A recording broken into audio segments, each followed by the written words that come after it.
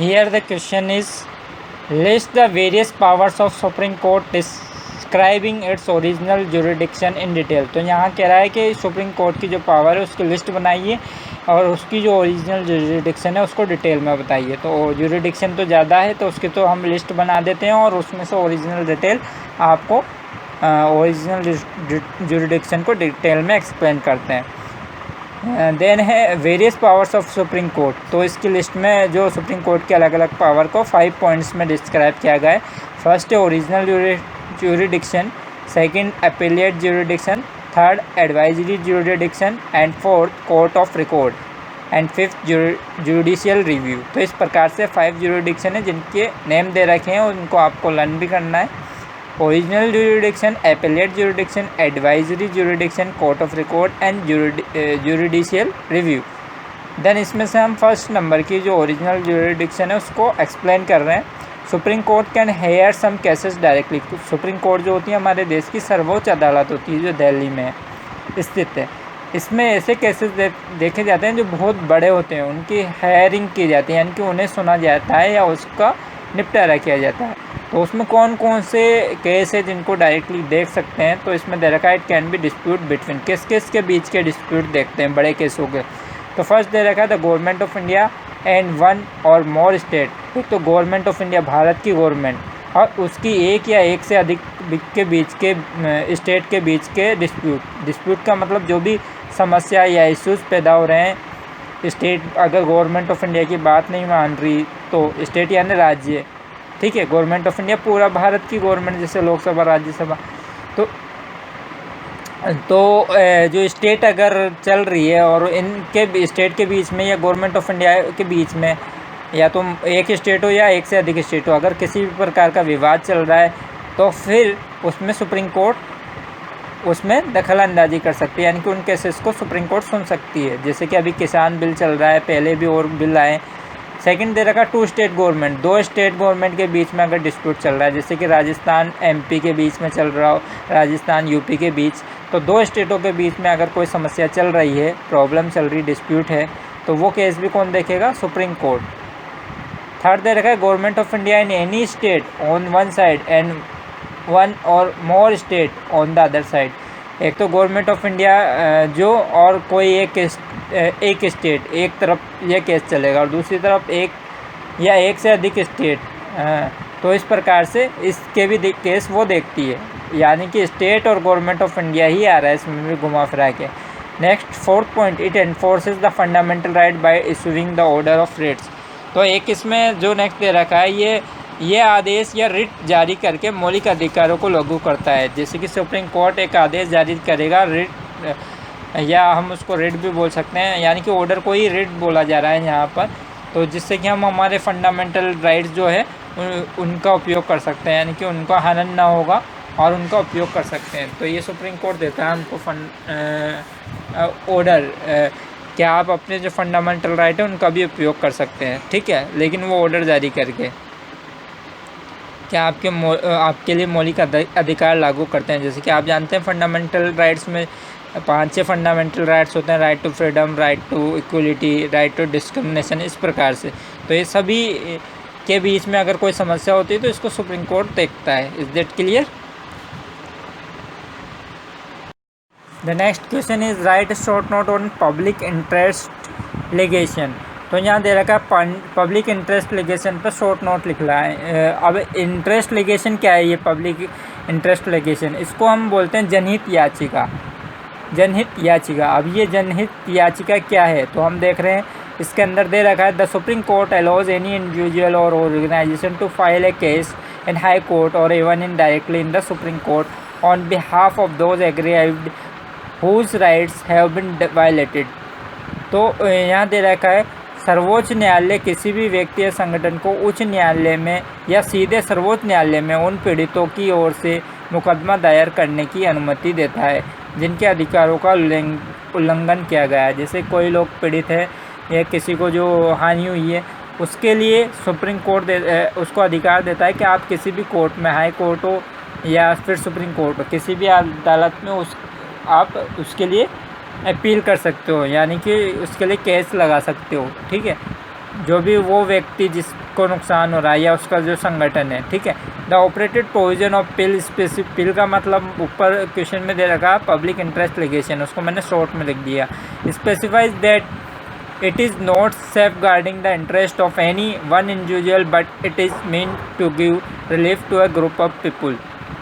तो यहाँ पर एक और बताया है कि जो जनहित याचिका जो होती है जिसको हम पिल बोल रहे हैं, उसके ऑपरेटिव प्रावधान में कहा गया है कि किसी भी एक व्यक्ति के हित की रक्षा नहीं कर रहा है, बल्कि इसका मतलब है कि लोगों के समूह को राहत देना। यानी कि जैसे कि अगर उसके साथ हुआ है तो वो पूरे और लोगों के साथ भी हो सकता है, तो इसलिए उसके लिए जो उसका केस होगा तो उसमें वो एक अकेले का नहीं है, वो पूरे समूह के हिसाब से भी कि सभी को राहत देगा।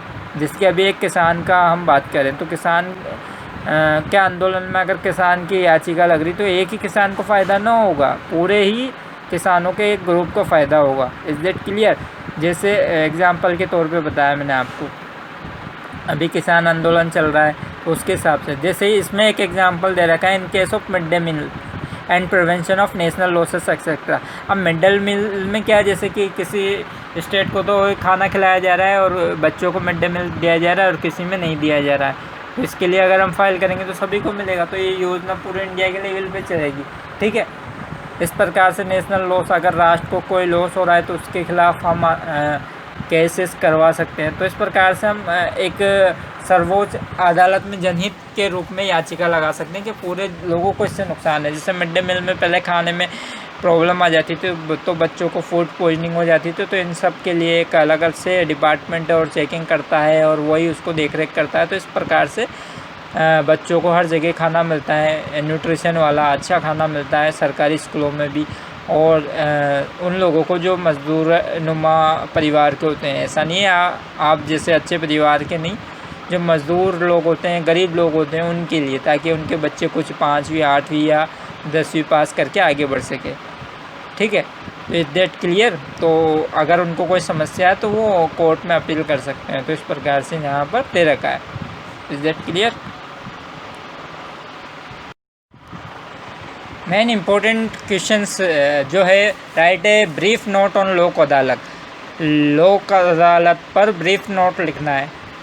तो अब लोक अदालत क्या होती है, पहले तो ये आप समझेंगे इसके अंदर। तो यहाँ दे रखा है लोक अदालत is normally held by the state or district authority, is prescribed hour by the retired judges, social activists और other member of legal profession।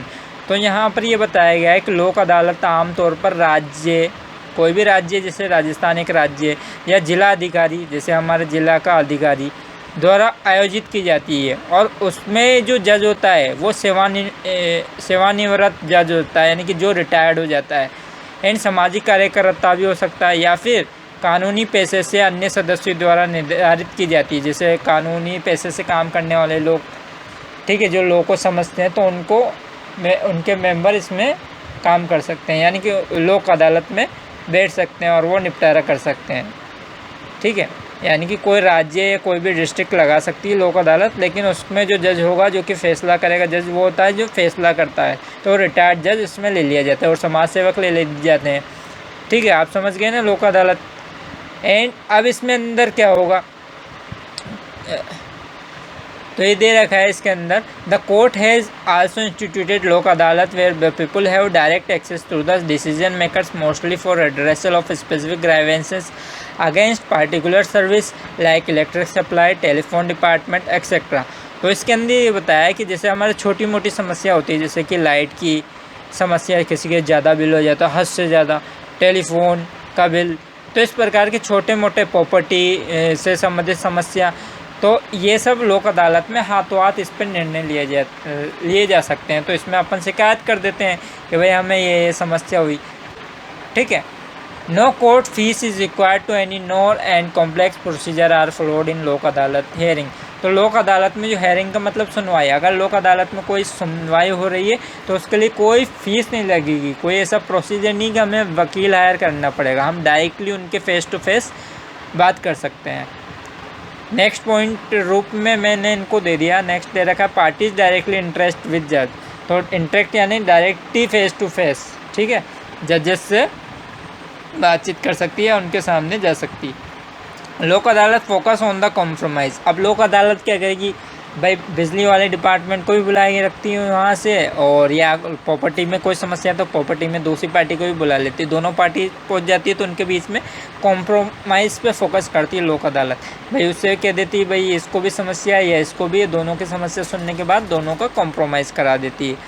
ठीक है, जिससे कि आप दो बच्चे आपस में क्लास में शरारत करते हैं तो दोनों झगड़ जाते हैं, तो फिर टीचर क्या करता है बाद में आके आपको एक दूसरे से मिलाकर और दोनों को डांट कर कॉम्प्रोमाइज़ करा देता है कि आप भी इसको परेशान मत करना और आप भी मत करना। वैसे ही यहाँ पर लोक अदालत दोनों पार्टी, जैसे कि हमारा ज़मीनी विवाद है तो उस पर ज़मीन के दोनों विवादित व्यक्तियों को बुला लिया जाता है और उनका कॉम्प्रोमाइज़ करा दिया जाता है। अगर घरेलू मैरिज से संबंधित विवाद है, पति पत्नी की लड़ाई है, तो उसको भी कॉम्प्रोमाइज़ करा दिया जाता है। तो इस प्रकार से बहुत सारे होते हैं, बुक में दे रखे हैं, लेकिन मैंने इसमें से कुछ आपको बता दिए। बिजली सप्लाई का और ये वगैरह, इन विवादों पर लोक अदालत सुनवाई करती है। लोक अदालत का जो जज होता है वो रिटायर्ड जज होता है या समाज सेवक होता है।